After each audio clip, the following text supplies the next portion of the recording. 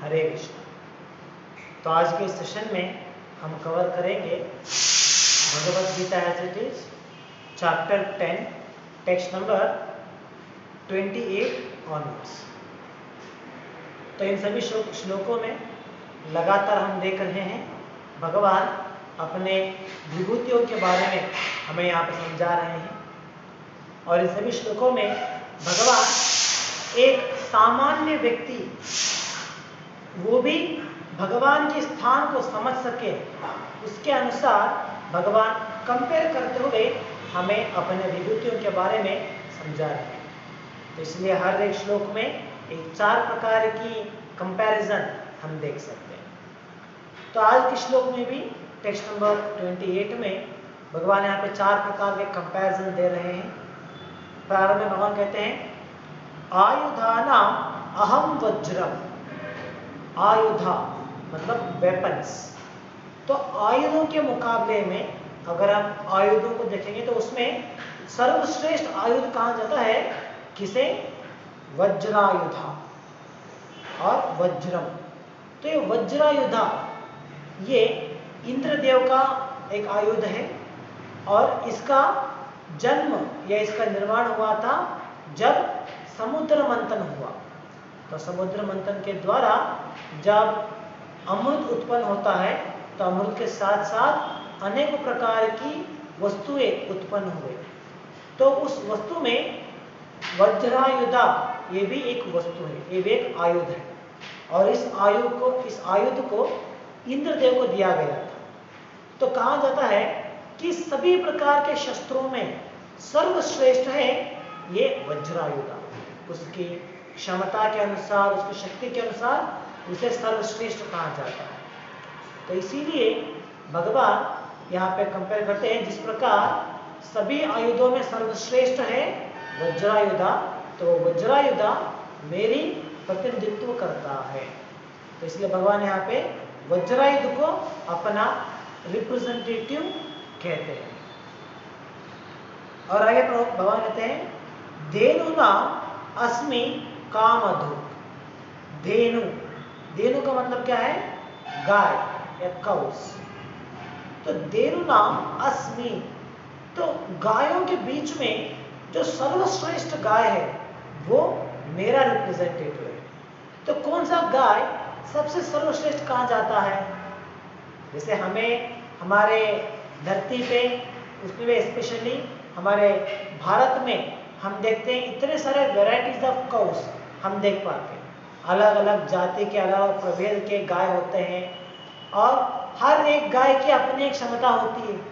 कुछ गाय ज़्यादा दूध देने के लिए फेमस है, कुछ गाय जो दूध तो कम देते हैं लेकिन उसकी पौष्टिकांश, उसकी जो क्वालिटी है वो सबसे ऊंचा होता है।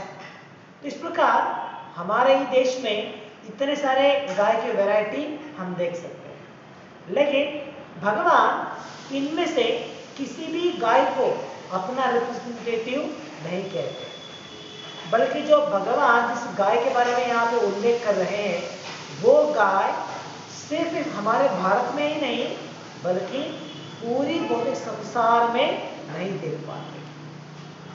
तो ये गाय भगवान के धाम में, कृष्ण लोक में या वृंदावन में हम देख सकते हैं। तो भगवान के धाम में जो ये गाय दिखते हैं उनमें और हमारे इस भौतिक संसार में मिलने वाले गाय में अंतर क्या है?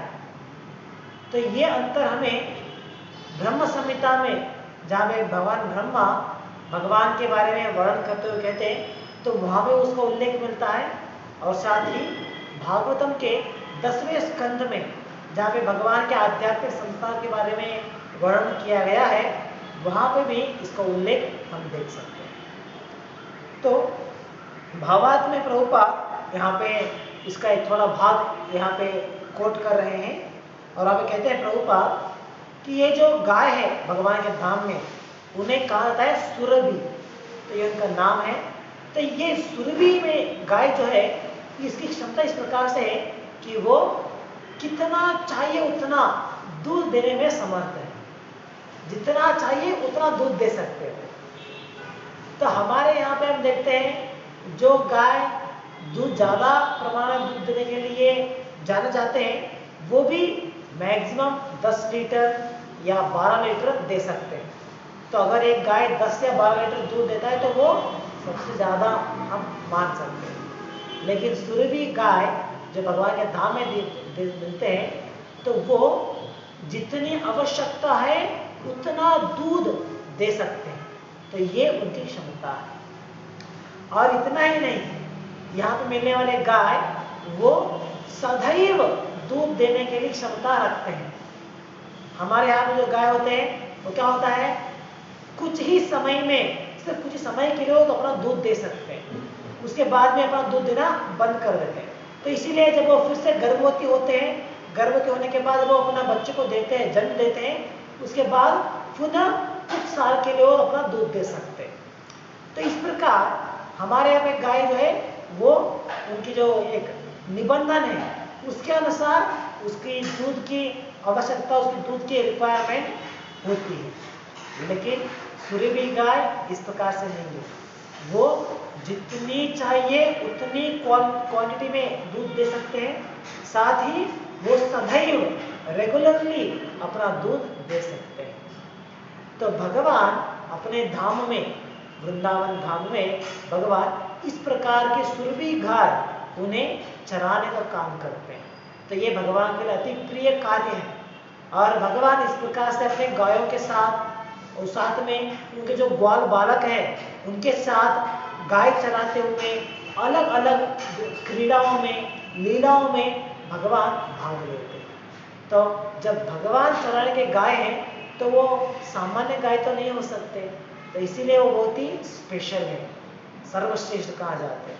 तो इसीलिए भगवान जब यहाँ पे कहते हैं कि सभी देनुना, सभी गायों में सर्वश्रेष्ठ गाय जो सुरभि है वो मेरा प्रतिनिधित्व करता है।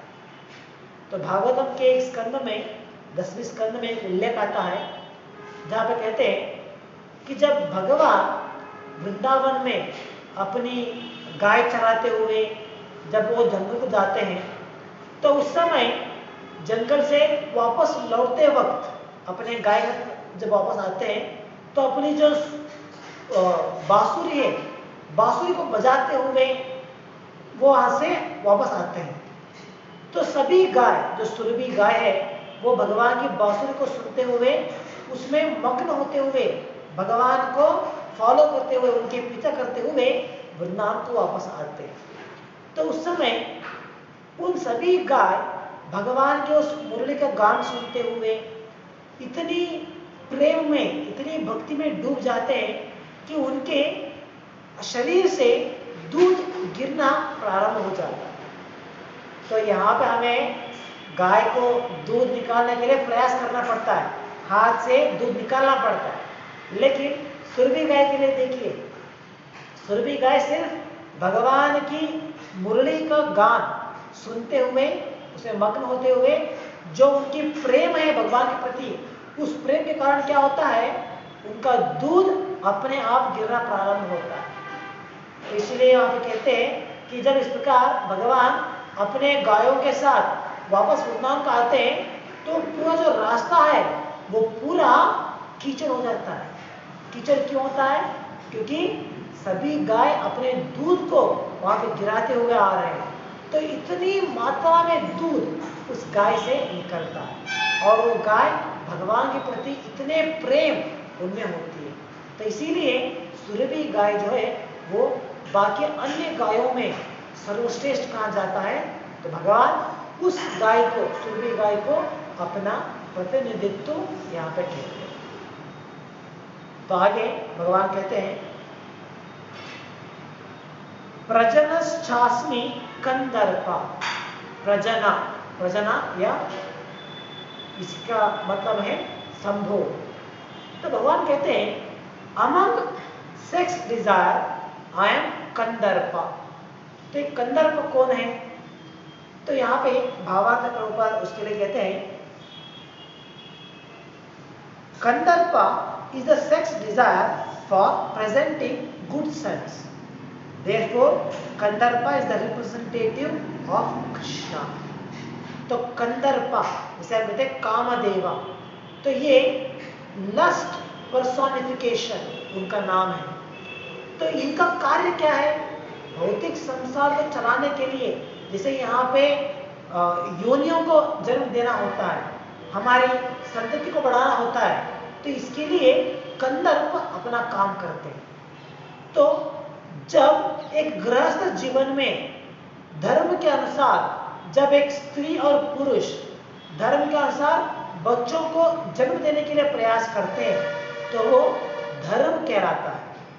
और भगवान इस प्रकार की धर्म को सम्मति देते हैं।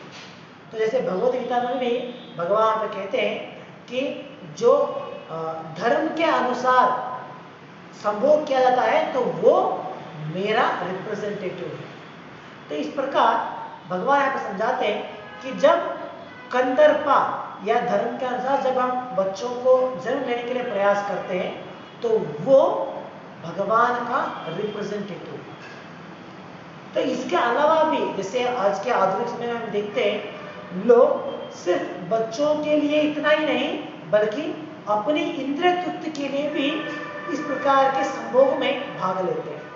तो ये शास्त्रों के विरुद्ध कहलाया जाता है, क्योंकि ये जो प्रक्रिया दिया गया है ये प्रक्रिया दिया है ताकि इसके द्वारा हम अपनी इंद्रिय तृप्ति भी कर सके और साथ ही साथ हमारी ये जो संतति है इसे भी हम बढ़ा सके। तो इसके लिए एक प्रक्रिया दिया गया है प्रकृति के द्वारा। लेकिन उसमें अगर हम लोग सिर्फ अपनी इंद्रिय तृप्ति के लिए उतना ही वो प्रक्रिया भाग लेना चाहते हैं लेकिन उसका जो परिणाम होता है वो परिणाम हमारे लिए नहीं चाहिए तो वो धर्म के विरुद्ध कहलाता है। इसीलिए जब इस प्रक्रिया को उपयोग किया जाता है एक अच्छे संतान को उत्पन्न करने के लिए तो वो भगवान के प्रतिनिधित्व कहलाते हैं। तो यहाँ पे जो कंदर्पा इसका नाम उल्लेख दिया गया है तो ये सेक्स गॉड भी कहा जाते हैं। तो ये अच्छे संतान को उत्पन्न करने के लिए इनका उपयोग किया जाता है। तो अगर कोई इस प्रकार से अच्छे संतान के लिए प्रयास करेंगे तो वो कंदर्प कहलाता है और उनके सहायता से ये काम होता है तो वो भगवान के प्रतिनिधित्व या रिप्रेजेंटेटिव कहा जाते हैं। तो कोई सोचते हैं कि पुराने समय में लोग बहुत ही क्या कहते हैं उनका जो विचार होता था लोगों का हमारे समाज का वो बहुत ही नैरो माइंडेड था, तो इस प्रकार से लोग टीका करते हैं। लेकिन एक्चुअली उल्टा है। हम देखते हैं कि पहले के समय में वैदिक समय में जो उनकी विचारधारा होते थे वो नैरो माइंडेड नहीं था बल्कि बहुत ही ब्रॉड माइंडेड उनका विचार होता था। इसीलिए इवन अबाउट सेक्स एंगेजमेंट वो इतना विस्तार रूप से उसके बारे में बात कर सकते थे, चर्चा कर सकते थे, शास्त्रों में उसका उल्लेख कर सकते थे। तो आज के समय में जब हम लोग उसके बारे में बात करने के लिए शर्माते हैं तो पहले के समय में इसके बारे में सही प्रकार से बात किया जाता था। इसका मतलब क्या है, they were not narrow minded but they were broad minded. और इतना ही नहीं बल्कि उसका सही तरीका क्या है, उसका फल क्या होना चाहिए ये भी डिस्कस किया जाता था। तो अगर उसका परिणाम अच्छे संतान को उत्पन्न करना है तो वो धर्म के अनुसार है और वो स्वयं भगवान कृष्ण को रिप्रेजेंट करता है। अगर उसका परिणाम सिर्फ अपनी इंद्रिय तृप्ति के लिए है, उसके द्वारा हमें संतान की उत्पत्ति नहीं बल्कि सिर्फ अपनी इंद्रिय तृप्ति करना है तो वो धर्म के अनुसार नहीं होता और वो भगवान के प्रतिनिधित्व नहीं करता है। तो इसलिए भगवान यहाँ पे कहते हैं प्रजानस शास्मी कंदर्पा, जो संतान के उत्पन्न के लिए जो इंद्रिय भोग में करते हैं तो उसे कंदर्प का नाम दिया जाता है और वो मेरा रिप्रेजेंटेटिव। और आगे सर्पानाम अस्मि वासुकी। सर्पा मतलब सांप। तो सांप में बहुत सारे योनियां हैं। जैसे हम मनुष्यों में इतने सारे कैटेगरी देखते हैं, इतने सारे वर्ग देखते हैं, तो इसी प्रकार सांप में भी बहुत सारे वर्ग हैं। तो इन सभी वर्गों में वासुकी सांप जो है वो सर्वश्रेष्ठ कहा जाता है। तो इसलिए भगवान कहते हैं कि वासुकी वो मेरा प्रतिनिधित्व करता है। और शास्त्र में ये भी कहते हैं कि वासुकी जो है वो अनंत शेष का एक रूप है। अनंत शेषा मतलब जो भगवान के पहले एक्सपांशन है, भगवान के पहले विभिन्न स्वांश विस्तरण है, वो है अनंत शेषा और या बलरामा। तो उन्हीं का दूसरा नाम है वासुकी। तो ये वासुकी सभी प्रकार के सर्पों में सर्वश्रेष्ठ कहा जाता है, तो इसलिए भगवान उसे अपना रिप्रेजेंटेटिव चूज करते हैं। तो अगले श्लोक को हम कंटिन्यू करेंगे। Text number 29। अनंतश्चास्मि नागानां वरुणो यादसाम् अहम् पितॄणाम् अर्यमा चास्मि यम संयमताम् अहम्। तो इसका अनुवाद इस प्रकार से है। Of the celestial naga snakes, I am Ananta. Of the aquatic deities, I am Varuna. Of departed ancestors, I am Aryama. And among the dispensers of law, I am Yama, the Lord of Death. तो भावार्थ इस प्रकार से है। Among the many celestial naga serpents, Ananta is the greatest, as is Varuna among the aquatics. They both represent Krishna. They both represent Krishna.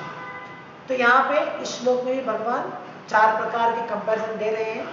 तो पहले है अनंता चास्मि नागाना।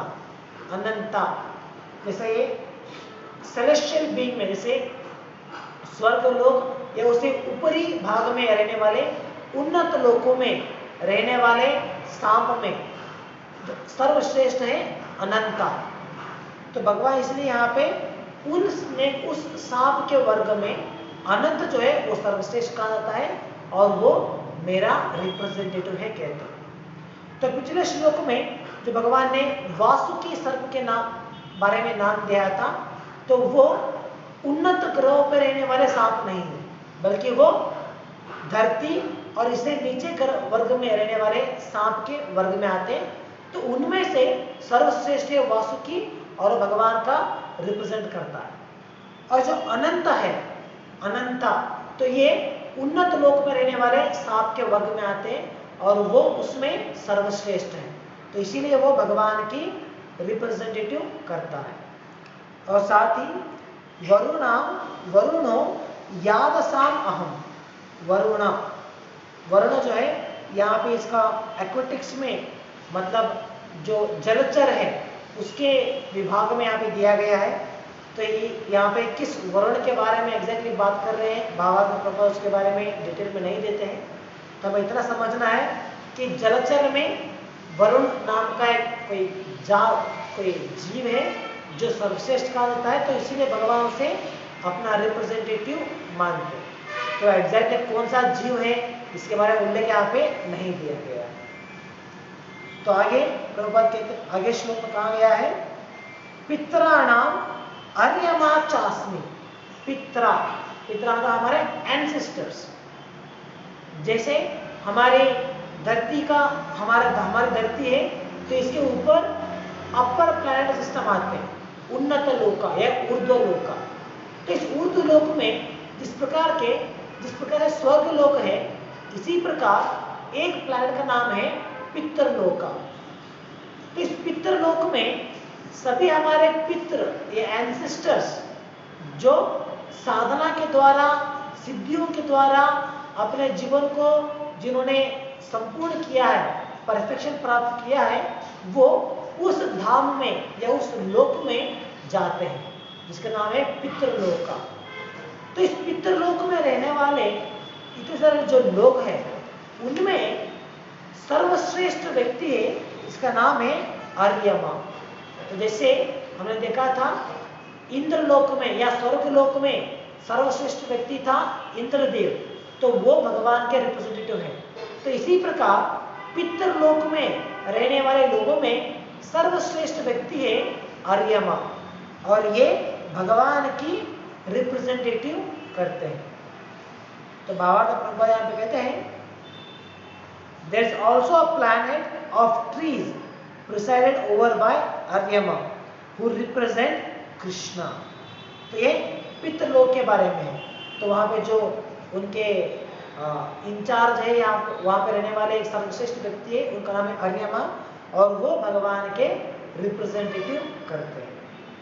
और आगे यमा संयमताम अहम, यमा यमराज, तो यमराज जो है उन्हें कहा जाता है द लॉर्ड ऑफ डेथ, और इवन उन्हें कहा जाता है द लॉर्ड ऑफ जस्टिस। तो यमराज हमारे संसार में हर एक जीव के लिए एक जज का काम करते हैं। उनकी कितने पुण्य का काम किया है, कितने पाप का कार्य किया है, उसके अनुसार उन्हें किस प्रकार के शरीर को धारण करना पड़ेगा, उनके पाप को भुगतने के लिए किस प्रकार से उन्हें पीड़ा देना पड़ेगा, ये सभी जजमेंट यमराज देते हैं। तो यमराज जो है इस प्रकार एक न्याय को देने में वो हाईएस्ट अथॉरिटी माने जाते हैं।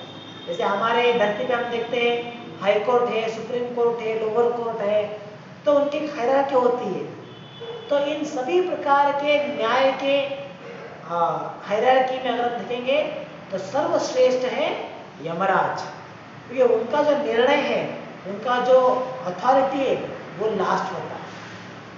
तो हमारे कोर्ट में एक व्यक्ति अगर गलत काम करने के बावजूद भी वो अपनी सजा से बच सकता है, किसी न किसी प्रकार के लूप होल के कारण या किसी को ब्राइब देने से वो बच सकता है। लेकिन यमराज के आसन में, यमराज की सभा में कोई भी व्यक्ति किसी प्रकार के जुगाड़ करने के बाद भी उनके निर्णय से बच नहीं सकता। तो इसीलिए सभी प्रकार के न्यायालय में या सभी प्रकार के न्याय देने वाले लोगों में सर्वश्रेष्ठ है यमराज। तो इसलिए भगवान कहते हैं कि यमराज भी मेरा ही रिप्रेजेंटेटिव है। भावार्थ में प्रभुपाद कहते हैं यहाँ पे there are many living entities who give punishment to the miscreants, and among them Yama is the chief. Yama is situated in a planet near this earthly planet, and after death those who are very sinful are taken there, and Yama arranges different kinds of punishments for them. तो प्रभुपाद कहते हैं कि हर एक जीव के लिए जो भी वो कार्य करते हैं, जो बुरा काम करते हैं, तो उसे सजा देने के लिए अलग अलग जीव होते हैं। जैसे हम भी देख सकते हैं यहाँ पे जो हाई कोर्ट के जज है या सुप्रीम कोर्ट के जज है, वो सभी हमारे कार्य के लिए अलग अलग तरह की सजा देते हैं। पहले के समय में राजा होते थे, तो राजा जो प्रजा गलत काम करते हैं तो उसे सजा स्वयं राजा देते थे कि उन्हें किस प्रकार की सजा देना है, क्या पनिशमेंट देना है। तो इस प्रकार अलग अलग लोग हैं जो हमारी कार्यों को जज करते हुए उसके लिए सजा सुनाते हैं। लेकिन यमराज इन सभी लोगों में सर्वश्रेष्ठ है।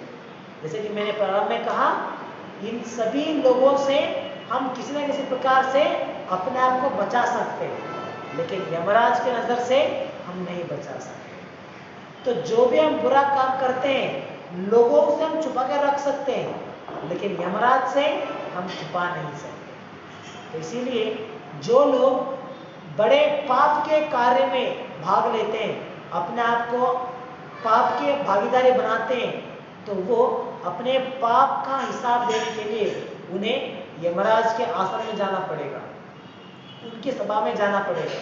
और भावार्थ प्रभुपाद कहते हैं कि यमराज जी का जो प्लैनेट है वो हमारी धरती के बहुत करीब है।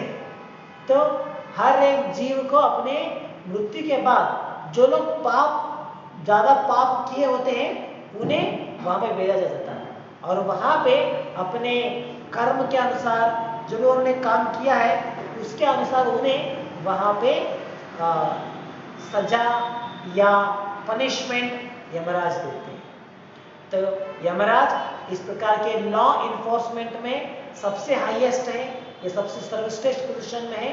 तो इसीलिए भगवान कहते हैं कि यमराज मेरा रिप्रेजेंटेटिव है। तो इस प्रकार इन दोनों श्लोकों में हमने अलग अलग प्रकार के कंपैरिजन देखा है, जहाँ पर भगवान अपने विभूतियों को समझाने के लिए इस प्रकार एक कंपैरिजन के द्वारा हमें समझाने का प्रयास कर रहे हैं। तो यहाँ पे हम समाप्त करेंगे आज के लिए। अगले ग्रंथराज श्रीमद् भगवद गीता की जय। जगत गुरु श्री प्रभुपाद की जय। हरे कृष्ण।